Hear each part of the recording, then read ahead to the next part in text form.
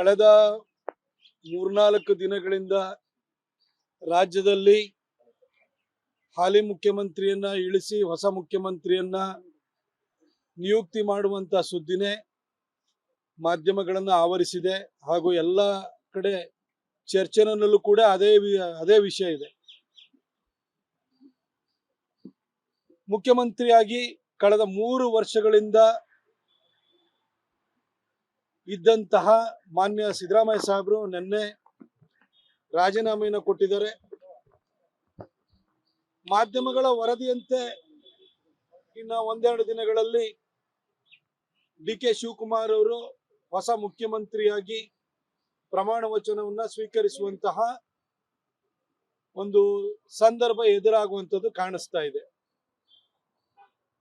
ಕಳೆದ 3 ವರ್ಷಗಳಿಂದಲೂ ಕೂಡ ಸಿದ್ದರಾಮಯ್ಯ ಸಾಹೇಬರ ಸರ್ಕಾರದ ಬಗ್ಗೆ ಸಾಕಷ್ಟು ಟೀಕೆ ಟಿಪ್ಪಣಿಗಳನ್ನು ಮಾಡಿದ್ದೀನಿ. ಅವರ ಆಡಳಿತ ವೈಖರಿಯ ಬಗ್ಗೆ, ಅವರ ಸರ್ಕಾರದ ಧೋರಣೆಯ ಬಗ್ಗೆ, ಓಲೈಕೆ ಬಗ್ಗೆ, ಈ ತರ ಬಹಳಷ್ಟು ವಿಚಾರಗಳ ಬಗ್ಗೆ ನಾನು ಕಟುವಾಗಿ ಟೀಕೆಯನ್ನು ಕೂಡ ಮಾಡಿದ್ದೀನಿ. ಆದರೆ ಅವರಿವತ್ತು ರಿಸೈನ್ ಮಾಡಿ ಕುರ್ಚಿಯನ್ನ ಡಿ.ಕೆ. ಶಿವಕುಮಾರ್ ಅವರಿಗೆ ಬಿಟ್ಕೊಡ್ತಾ ಇರುವಂತ ಈ ಸಂದರ್ಭದಲ್ಲಿ ನಾನು ಖಂಡಿತ ಯಾವುದೇ ಅಬದ್ಧದ ಮಾತನಾಡಲಿಕ್ಕೆ ಹೋಗುದಿಲ್ಲ.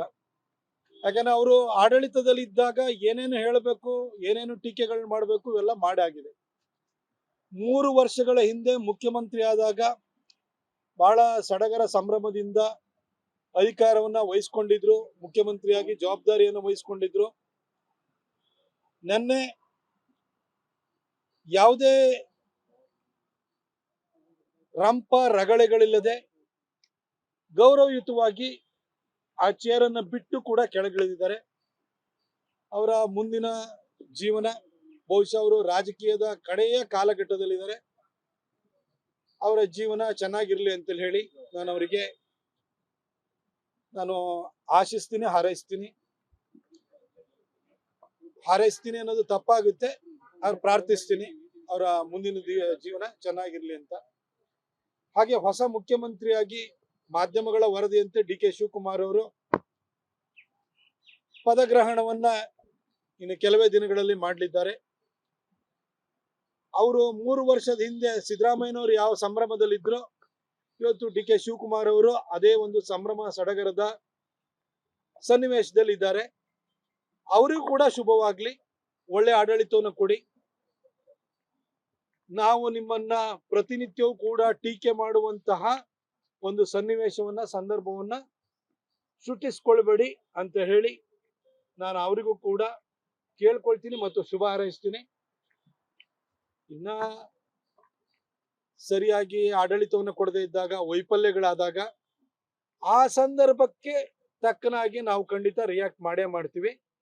ಆದ್ರೆ ಇವತ್ತು ಅವರು ಮುಖ್ಯಮಂತ್ರಿ ಆಗಬೇಕು ಅಂತ ಹೇಳಿ ಎಲ್ಲ ತಯಾರಿಯನ್ನ ನಡೆಸ್ತಾ ಇರುವಂತ ಸಂದರ್ಭದಲ್ಲಿ ನಾನು ಖಂಡಿತ ಅಬದ್ಧದ ಮಾತುಗಳನ್ನಾಡಲ್ಲ. ನಾನು ಡಿ.ಕೆ. ಶಿವಕುಮಾರ್ ಅವ್ರಿಗೂ ಕೂಡ ಆಲ್ ದಿ ಬೆಸ್ಟ್ ಹೇಳ್ತೀನಿ. ಒಳ್ಳೆ ಆಡಳಿತವನ್ನು ಕೊಡಿ, ಎಲ್ಲರಿಂದ ಸಹಿ ಅನ್ನಿಸ್ಕೊಳ್ಳಿ. ಇಲ್ಲ ಅಂತ ಹೇಳಿದ್ರೆ ಖಂಡಿತ ನೀವು ವಿರೋಧ ಪಕ್ಷಗಳ ಟೀಕೆಗೆ, ಜನರ ಕೋಪಕ್ಕೆ ತುತ್ತಾಗಬೇಕಾಗುತ್ತೆ.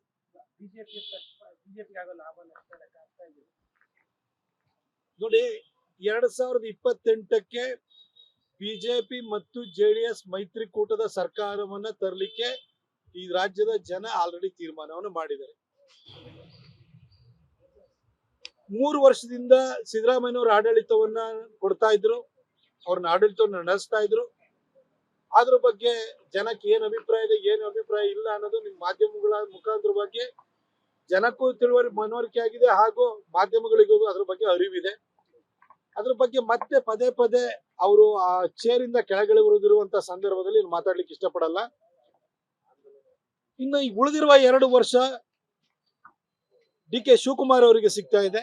ಅವ್ರು ಒಳ್ಳೆ ಆಡಳಿತವನ್ನ ಕೊಡ್ಲಿ ಅಂತ ಹೇಳುವಂಥದ್ದು ನಮ್ಮ ಆಶಾಭಾವನೆ ಆಗಿದೆ.